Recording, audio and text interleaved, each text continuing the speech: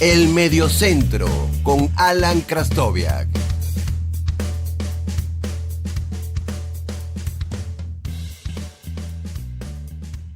Hola, mi nombre es Alan Krastoviak y les doy la bienvenida a un nuevo episodio del podcast del Mediocentro, el episodio número 15 de este podcast. En esta ocasión quiero repasar 5 preguntas que el seleccionador nacional Josep Peseiro debe responder antes del primer partido de eliminatoria rumbo a Qatar, o alguna de ellas quizás un poquito después de eso. Sin más preámbulo, vamos a revisar esas 5 preguntas. Escuchas El Mediocentro con Alan Krastoviak. La primera pregunta que debe revisar el seleccionador Josep Peseiro y que ya se ha visto un poco de por dónde podrían ir sus intenciones es con respecto al encaje de Josef Martínez en la selección nacional. La situación de Josef supera lo deportivo, supera lo estrictamente, lo que ocurre estrictamente dentro de la cancha y va un poco más allá. Será menester de Peseiro, luego de estas reuniones que ha tenido con varios de los futbolistas de la selección nacional, entender y oler un poco cómo está el ambiente. A nivel deportivo, un futbolista como Josef en el contexto de la selección venezolana es totalmente necesario. Es un futbolista del cual prescindir no tiene mucho sentido. Sin embargo, como el fútbol en la realidad no es como el FIFA, habrá que entender un poco cómo la dinámica del grupo acepta a Josef de nuevo y cómo Josef también quiere incorporarse de nuevo a ese grupo luego de que los 3 futbolistas quizás con mayor recorrido de la selección, Tomás Rincón, Roberto Rosales y Salomón Rondón, ya hayan manifestado su incomodidad con respecto a la forma en la que actuó el delantero estrella del Atlanta United. Quedará de parte de ambos lados y con Peseiro como una suerte de mediador, entender que es necesario, valga la redundancia, que se entiendan por el bien de la selección. Atado al punto de Josef, es interesante saber también cómo Peseiro asumirá el tema del 9. También dependiendo de cómo quiera plantar su equipo en la cancha y cómo utilice este recurso del delantero centro. ¿Es Salomón Rondón el titular indiscutible de la selección nacional hoy en este momento? Es discutible. Para mí, la pregunta tiene una respuesta muy sencilla. Para mí la respuesta es que sí.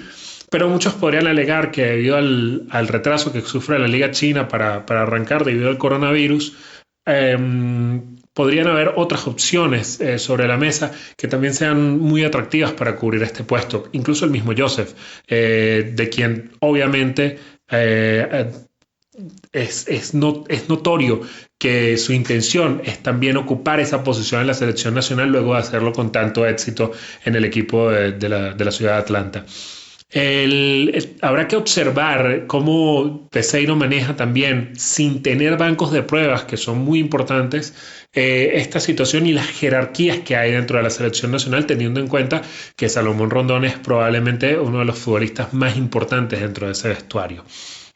Es una duda que pasa más por el juego que por otra situación, y entendiendo que Salomón viene de una pretemporada donde probablemente esté un poco duro, no esté con ese ritmo de juego que tanto se necesita y que probablemente le podría incluso costar el tema de los 2 partidos consecutivos.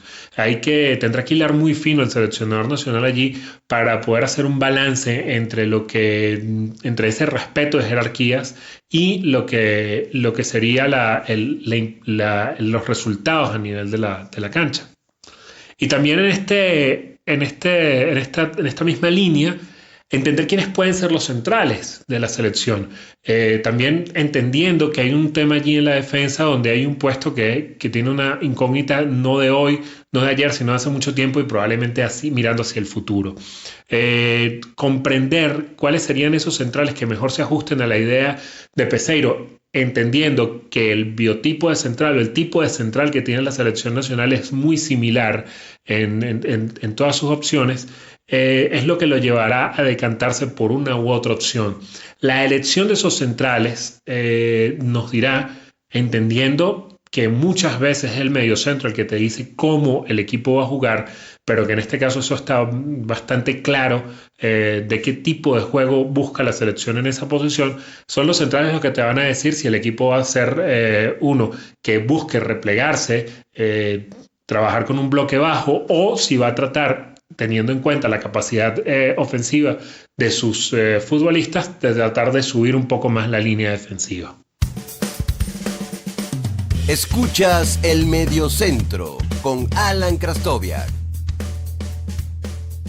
Habiendo revisado las 3 preguntas anteriores, nos quedan 2. Quizás las 2 preguntas que salen un poco de la cancha y que van a una planificación macro de lo que es la selección, que por las palabras del presidente de la Federación Venezolana de Fútbol en el momento del nombramiento de Peseiro, digamos que van más allá de las competencias que esperan del portugués.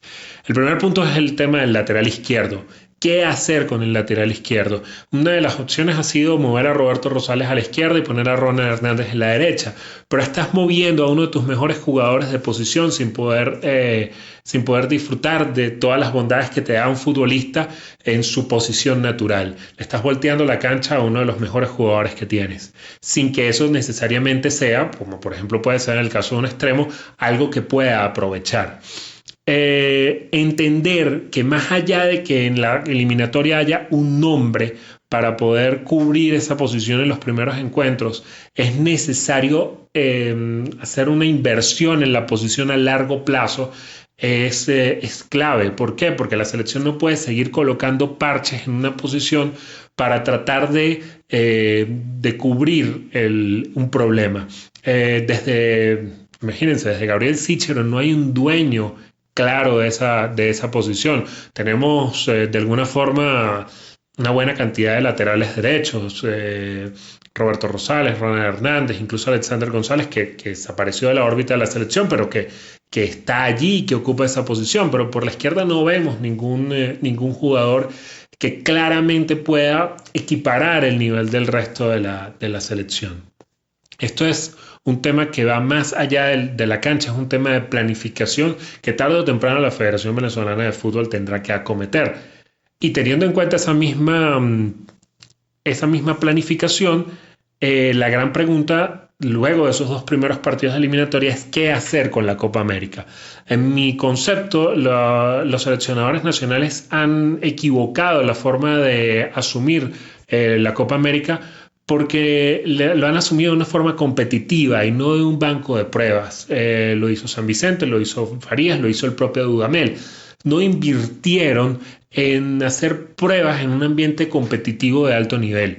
Yo creo que Peseiro debe entender que teniendo para un torneo corto la posibilidad de utilizar un esquema y una forma de encarar los partidos, como lo hizo por ejemplo Dudamel en aquella Copa América Centenario, donde con un bloque bajo le quitó espacios a los rivales y pudo obtener buenos resultados. Entender que eso no te iba a servir en el futuro y que estabas hipotecando los resultados de la eliminatoria.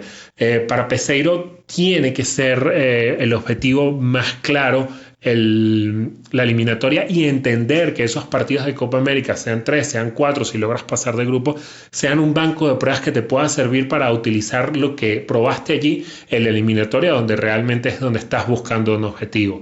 Porque más allá de que obviamente la clasificación al Mundial es sumamente complicada y las probabilidades, viendo la foto previo al inicio de la eliminatoria, son escasas, tu inversión tiene que ser para esos partidos. Estas son 5 preguntas dentro de todo el contexto de la selección que atacan puntos muy exactos, cosas muy puntuales sobre las cuales considero que el seleccionador nacional tiene que poner la lupa y entender cuáles son las mejores opciones para que la selección pueda tener el mejor rendimiento de cara a esa eliminatoria. Les agradezco por haber escuchado este nuevo episodio. Recuerden que me pueden encontrar en Instagram como @elmediocentro, en Twitter como @Alan_HA,